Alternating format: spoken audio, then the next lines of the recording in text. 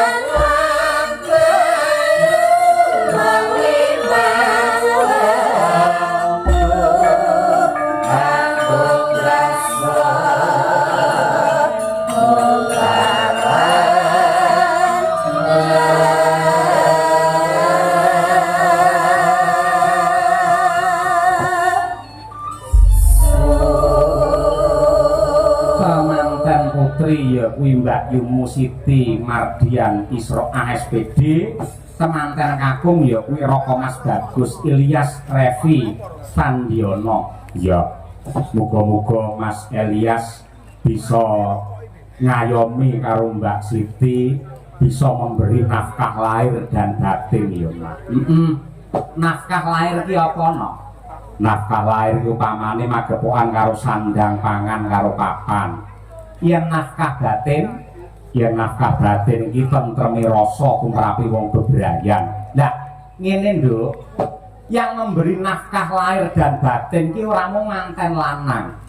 Ning manten wadon ya duwe kewajiban memberi nafkah lahir lan batin, khususnya nafkah batin. Masa? Yen nafkah lahir kuwi urusane sing lanang, ning upamane ana wong wadon sing gelem golek nafkah lahir kaya to sinden nyinden sewengi entuk dhuwit banjur dilumpukne karo bojone, kuwi tegese wanita sing becik. Ning sing jenenge nafkah batin kuwi hubungane karo remene penggale lan senenge ati. Ya, wong wedok ki yo bisa memberi nafkah batin kepada suami. Carane piye? Piye carane lamun to sing kakung ki ngersakake hubungan badan apa mestine wong lanang karo wong wedok kae. Sing wedok aja nganti suwala, kesela kaya apa aja nganti menolak, mergo wujud nafkah batin yang diberikan kepada lelaki utawa suamimu. Ngono ya. Mula